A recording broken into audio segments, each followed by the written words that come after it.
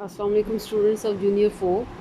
Today we will solve new exercise 10, and this is the last exercise of this topic of factors and multiples. Question है find LCM by using the division method. ये जो सामने आपको method नज़र आ रहा है ये division method है LCM फाइंड करने का। इसमें क्या है कि जो दो नंबर्स आपको दिए जाएंगे 8 10 जैसे कि फर्स्ट क्वेश्चन में है, इनका आपने एक साथ टेबल पढ़ना है। 8 और 10 लिखा हुआ है तो ये दोनों सबसे पहले हमने देखना है कि ये दोनों नंबर कौन से टेबल में आते हैं। तो 8 और 10 सबसे पहले 2 में आते हैं, तो वो हमने टाइम लिखना है, यानी 2 4 टाइम 8, तो नीचे हमने 4 टाइम मेंशन कर देना है। 2 4 time 8, 2 5 time 10।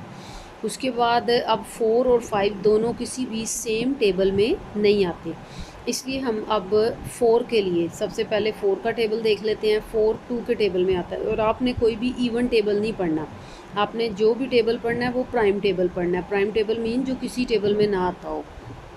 Even table which comes in the table of 2, यानी even table, odd table, odd number sorry even numbers, odd numbers और composite numbers and so on. कोई टेबल नहीं पढ़ना, सिर्फ वो टेबल पढ़ना है जो किसी टेबल में ना आता हो। तो 4 के लिए हम 2 का टेबल पढ़ेंगे, तो वो होता है 2 2 टाइम 4। 2 के टेबल में 5 नहीं आता, इसलिए उसको हम सॉल्व नहीं करेंगे, एज सच नीचे लिख देंगे। उसके बाद अगेन 2 को ख़त्म करने के लिए हम 2 का टेबल पढ़ेंगे। 2 1 टाइम 2।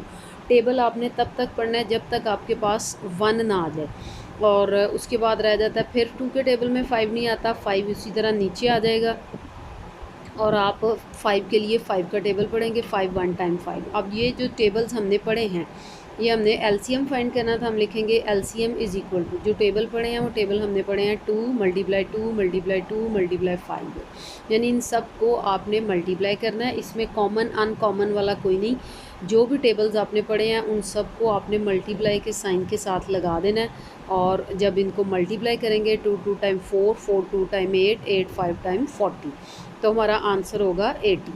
और इसके साथ ही नेक्स्ट क्वेश्चन है 6 और 9, इसका हमने लेना है। 6 और 9 दोनों किसी भी सेम टेबल में नहीं आते।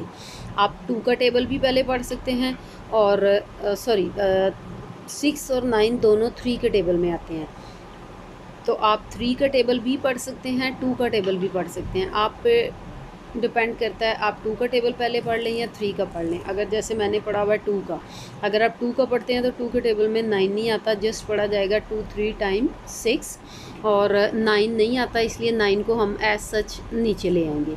फिर उसके लिए हम 3 का टेबल पढ़ेंगे, तो 3 1 टाइम 3, 3 3 टाइम 9। फिर 3 को ख़त्म करने के लिए हम 3 का टेबल पढ़ेंगे, तो 3 1 टाइम 3।